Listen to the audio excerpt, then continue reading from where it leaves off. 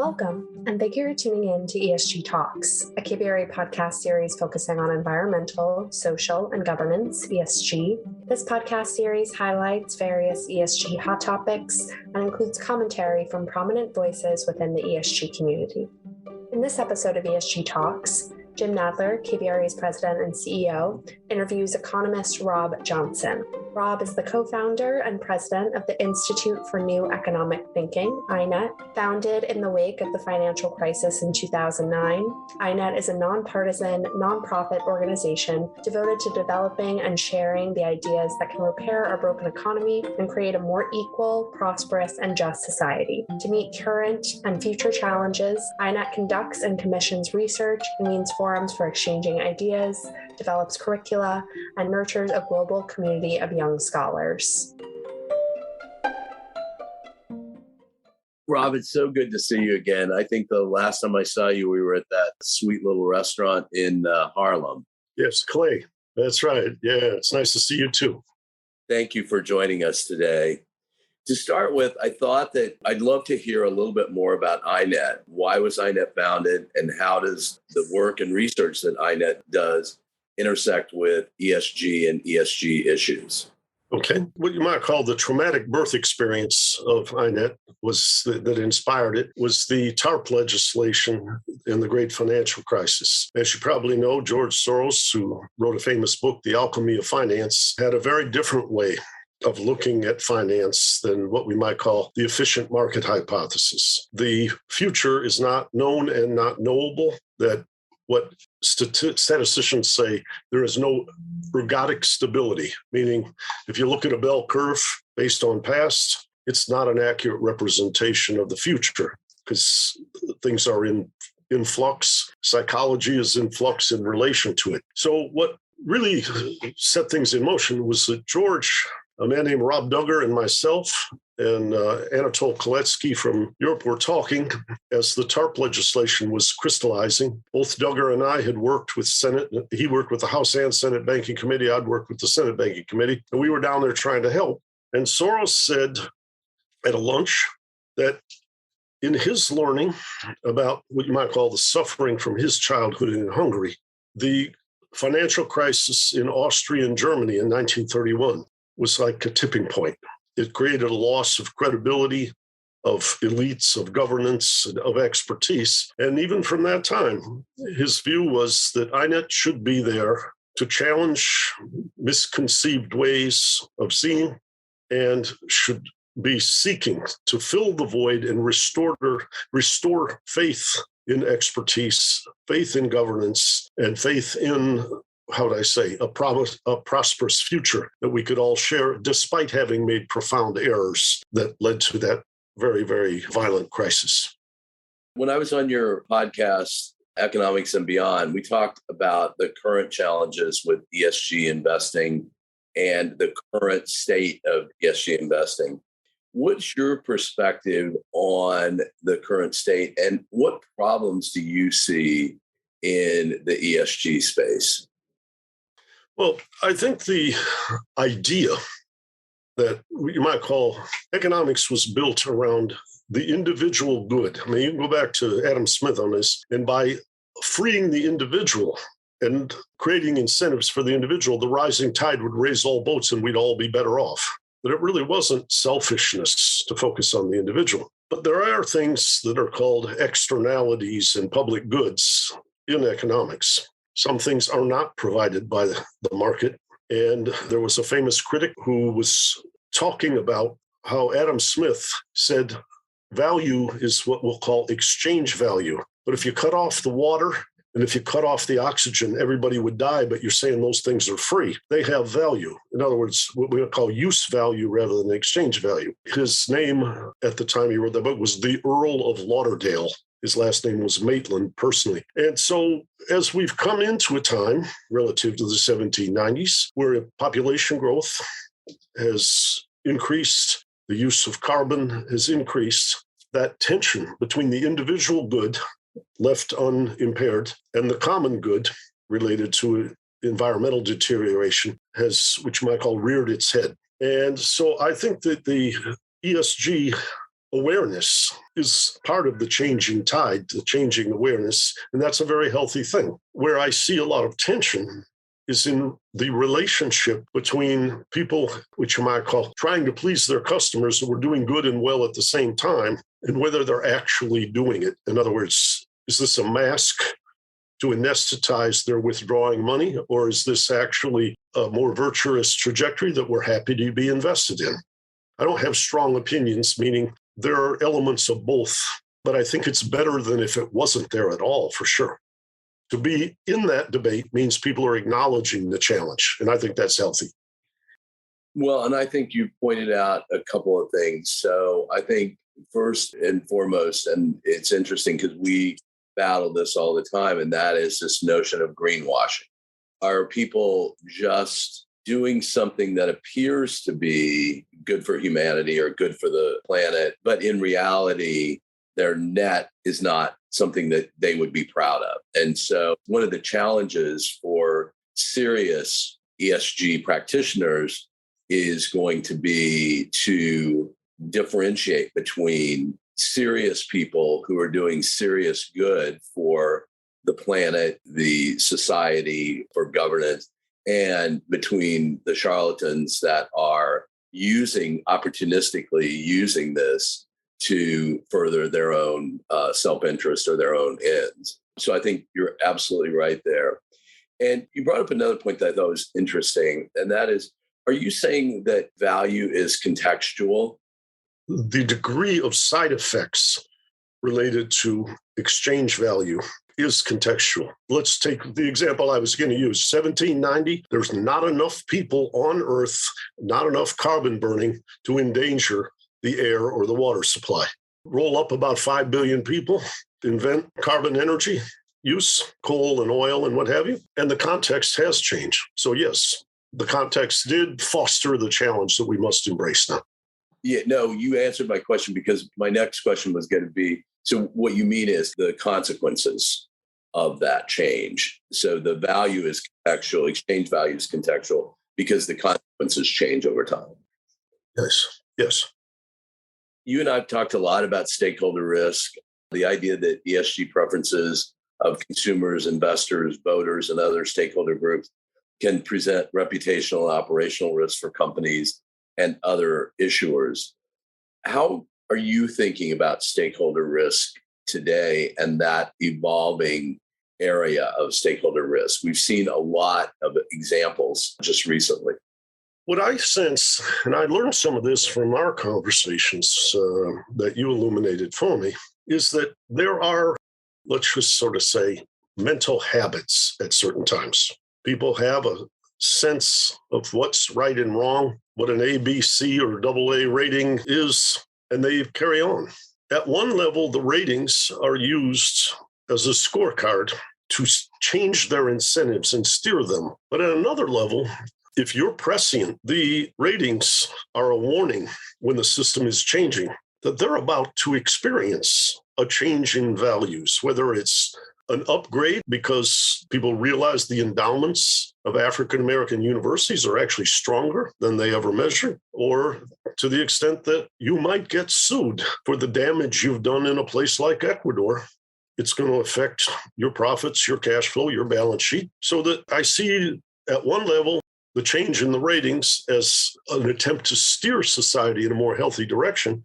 But I also see it as the way in which the rating agencies can help investors stay out of harm's way when the system is in a dynamic flux or change. Yeah, I think I agree with you, Rob. And I think what you've hit on is what we've been talking about for a while, and that's transparency. I think that the world of ESG, along with many other things that we deal with today, require transparency. And so I think what we always look for is, I know that I've found another serious person, whether I'm talking about credit ratings or ESG as part of credit rating, when I hear them talk about the fact that transparency is really what they're looking for, because that's really the bottom line. It's giving customers, consumers, employees the transparency they need to make decisions. And so that's really what stakeholder risk is about. And it's interesting because I think that, one of the areas that I was interested in asking you about because of the recent court decision is the idea that how quickly we saw companies come out and say that they would cover the costs for women who were residents of states that banned abortions to allow them to come to states where abortions are legal. And that happened very quickly after Roe was struck down. Interesting. I'd be interested in your thoughts on it because that to me is a realization of the impact that employee engagement and employees as stakeholders are having on corporations today. Yes. Well, how would I say? You have people with talent. You have people with experience at your company, which enhances their talent. And when something descends like this decision, which was not anticipated and which might drain the quality of your labor force, the kind of reaction that you're illuminating in this question is to be expected. And it's not even that what you might call they're taking a moral stance on the question of abortion. They're making a stance about the quality and integrity of the firm we have built, recognizing a side effect, an externality associated with a moral or ethical judgment in some regions, which might cost them dearly. Yeah, I agree, Rob. And I think it's been interesting to watch how quickly employees and other factions have mobilized to get the institutions that they're associated with to speak out in a way. That to me is the purest form of stakeholder and stakeholders having a positive effect. And that's really, in my mind, the S of ESG. Yes, I'll bring in another one to the table, which is an analog to this. I grew up in the state of Michigan. In the state of Michigan, there was a movement to privatize prisons. And when they privatized prisons, there was an incentive to arrest more people, particularly Black males in Detroit. At the same time, in public schools, we had national efforts to improve, quote, the quality of performance. And what we saw was standardized testing being used to determine the quality of teachers. But when fathers were being put in jail, creating crisis within families, something was happening that was damaging the performance of students that was out of control of teachers. And a number of professors at University of Michigan wrote very interesting statistical studies about how the quality teachers all left the state of Michigan because they were being measured on something they couldn't control. And the privatized prisons were lobbying. And by the way, the males were taken out of their homes in Detroit, convicted of felonies, so they couldn't vote. But when they redistrict the state, a law was passed or a regulation was passed that made the people in prison count as part of the population in the district where the prison was, not in the city where their family lived, which increased the power of those districts in the state legislation, creating an amplifying feedback loop which devastated education. And this is not conjecture or rumors. These are statistically proven things that really, really devastated the city of Detroit and the quality of public education in that region. It's so interesting to hear that story because that to me is a story, a cautionary tale about unintended consequences and thinking through unintended consequences and how they can devastate something that at first glance may seem like it's something that is good for society. Now, it's similar, but not on point, but I'm reminded of, have you listened to Malcolm Gladwell's revisionist history on the Brown versus the Board of Education and how all of the Black teachers across the country ended up losing their jobs because once the integration happened, the principals were largely white and it was a devastating ruling for Black teachers in the US. And so like your story, it's just such a cautionary tale for thinking through the actions that at first seem like noble and the obvious right thing to do and thinking through how you end up implementing those. Yeah, just for those who are curious about what we talk about, Heather Ann Thompson at University of Michigan who also wrote a very famous book about Attica prison and the consequences of how people are treated within that prison. She's the one who really guided the research on this disintegration of education. And she's a professor, I believe, of law at University of Michigan. And you can see a lot of these things. I know a lot of people now are complaining, even people on the right, like the Koch family, are complaining about the costs to society of imprisoning people where there is no agenda or program, which you might call transforming them through education and interaction and nutrition and everything else, so that when they are on parole, they become productive, well-integrated citizens. The fact that they're essentially creating very long sentences and doing nothing to help evolve these people is a huge tax on society. Outside of stakeholder pressure, do you have other thoughts on how we incentivize companies to do the right thing, whether that's sustainability or reduce their carbon footprint? How have you thought about incentivizing companies to change their behavior? Well, I'll use a word that maybe echoes with what I'm about to say, and that is enforcement. If you have regulations, but companies think with money, lobbyists, campaign contributions, they can avoid the consequences of not abiding by the regulation. In other words, it's not enforced. Then, in a sense, the regulation, the constraints or whatever are non-existent. And I think when we've unleashed, whether through super PACs and Citizens United or lack of enforcement of antitrust or any number of ways, and you have politicians, media companies, and even university endowments that are very dependent on money, the democratic discourse is diminished. There's what you might call financial consequences for scrutinizing a company that's in violation. There are people who are not going to get appointed to prestigious position in government if they enforce the rules. There are people who will not be reelected or will be losing in primaries if they back these rules. In other words, the common good has to be enforceable. When you have a system, which we've always asserted in our country and around the world, where capitalism gets its moral legitimacy by being embedded in and governed by democracy. But when, as Michael Sandel says, there are too many markets, meaning you can buy your way out of what you might call the structure of the common good or the enforcement or the kind of scrutiny that supervision and examination, to go back to the great financial crisis, were lax.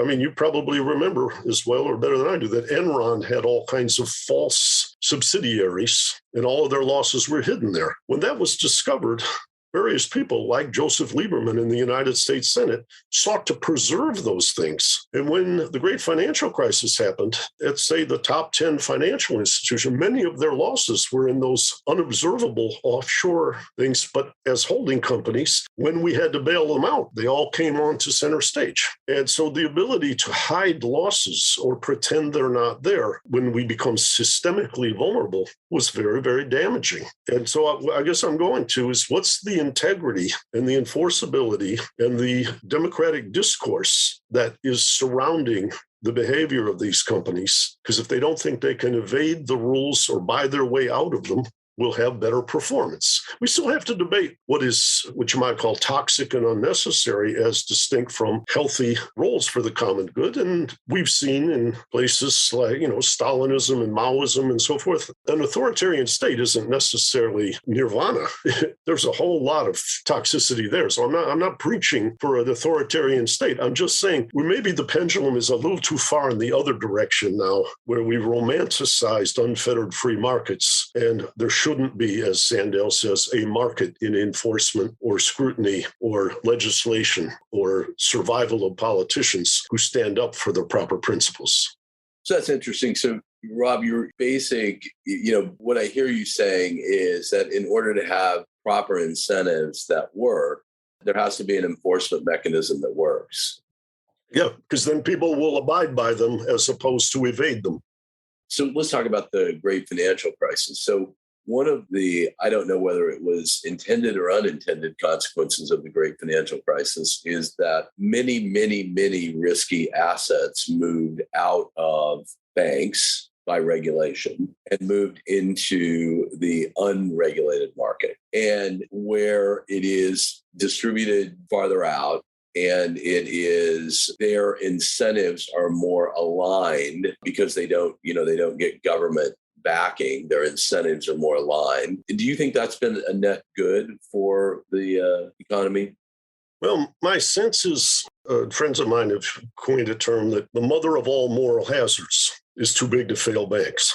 Because when too big to fail banks know they're going to get bailed out and there's no what you might call preventive restraint, prior restraint is what a lawyer would call it, then they're going to take, first of all, advantage of their lower funding costs because there is not a premium for default risk because nobody thinks they're going to default. So they have a competitive advantage. They increase market share. They take on more leverage. And the ultimate bailout in the event of a crisis becomes, how they say, larger. Someone like Richard Vague, who works in banking commissioner and so forth in Pennsylvania, has written a book called A Brief History of Doom about how many of these crises are foreseeable, but the officials don't have the ability to exercise what we'll call prior restraint. And I think moving some of the assets out to a place where they experience the consequences, in other words, they're allowed to fail, they don't get protection, is healthier. But I also think when they and the too big to fail banks are intertwined, then for systemic integrity,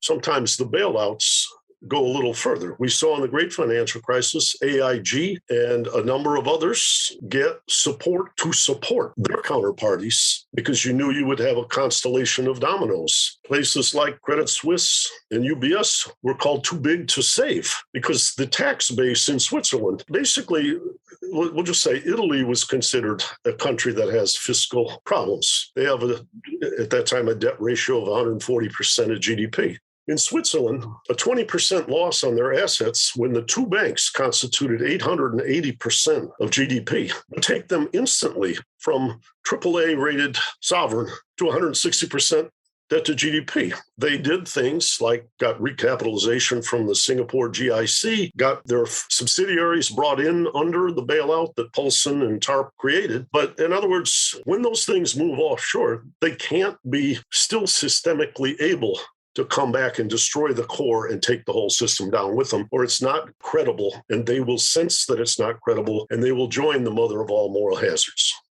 Yeah, that's an interesting point, Rob. And I do think your point that you made earlier is exactly right. Where you see risk and reward being equal, and everyone knows what the risks are and knows what the reward are, and there isn't an asymmetric as there were a lot of times in the banks where they were taking outsized risk with government money. So I do agree with you. I think that the economy, and in fact, I would argue that one of the reasons that when we think about if we do see a recession in the next, whether it's next few months or next year, most people believe that it won't be a very deep one because the banks are in good shape now. They've got more capital than they've ever had, and by regulation, and they have divested themselves of risky assets that they probably never should have been in anyway. And so that won't spread. It's likely that won't spread the recession, spread it further into the economy. And so I think that's interesting, the idea that moral hazard, that we've taken that away from this conversation about the banks. And the banks now are, by regulation, having to stay within their lane. And because they have the advantage of taking government money, they have to invest and stay in safe investments.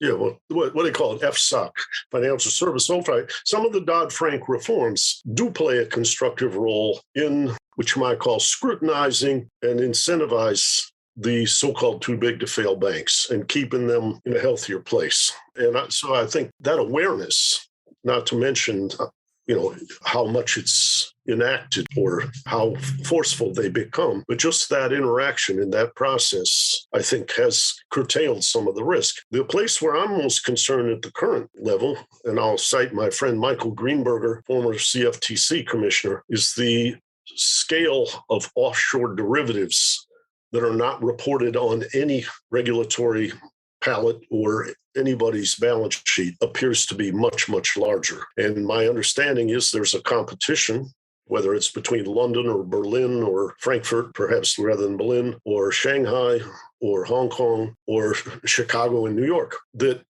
being forced to report and being made to scrutinize and have certain quantitative limits chases this, what you might call center of activity offshore. Any of those 5 places can lose market share by having rigorous standards. At some level, you need a global agreement on derivatives so that everything comes back on screen in a way that doesn't change the competitive balance of one place versus another. That gets back to your point of having a proper foundation for incentives at work is a proper enforcement mechanism, and being able to see the impact of derivatives even offshore.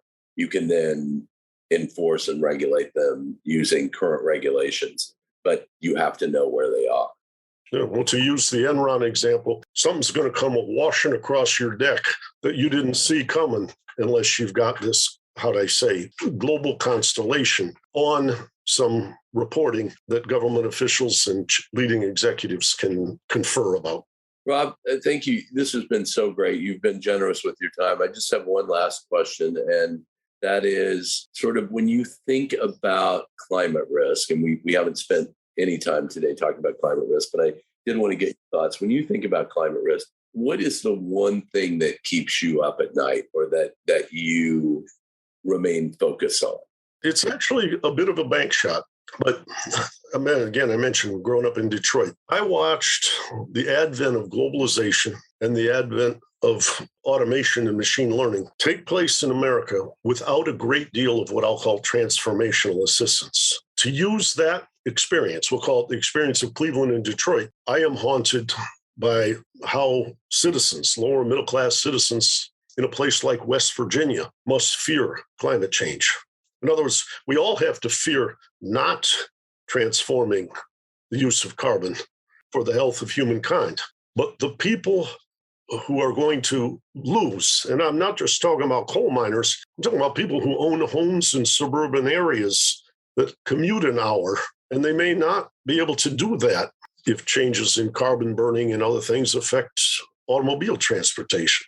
What I'm saying is really quite simple. The resistance to necessary transformation becomes higher when we don't work together, where the transformation is for the public good and supporting those who are allegedly or likely to be injured in the transformation so that we make everybody better off and nobody worse off. We haven't practiced what free trade economists preached, that we could make everybody better off.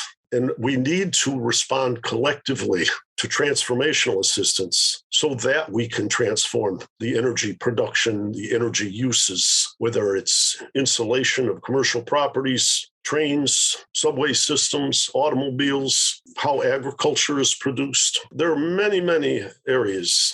And I think there's a lot of possibility using digital techniques, but we have to not turn the frightened potential losers into the allies of the carbon burning people, meaning resisting and delaying the transformation. We have to catalyze the velocity of the transformation with that social vision. Well said, Rob. I don't even think I can add anything to it. I think you're absolutely right. I think that is our challenge, is mobilizing the people who will end up being the most impacted to be allies of the movement toward whether it's zero carbon emissions or whether it's just, as you said, taking simple steps, putting insulation in your home, buying a hybrid car.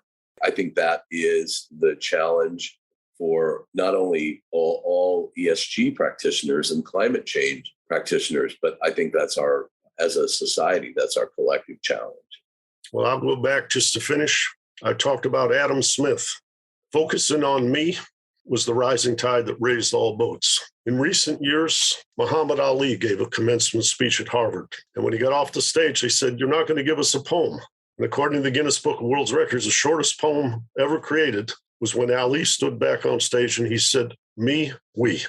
The pendulum between me and we has got to move in the direction of we. And Muhammad Ali stands with Adam Smith, that he's illuminating how the world is transformed. And while the parables of Adam Smith are extraordinarily insightful. And he had lots of interesting things in The Wealth of Nations, Theory of Moral Sentiments that what you might call unfettered free markets type never quote. Muhammad Ali is talking about we.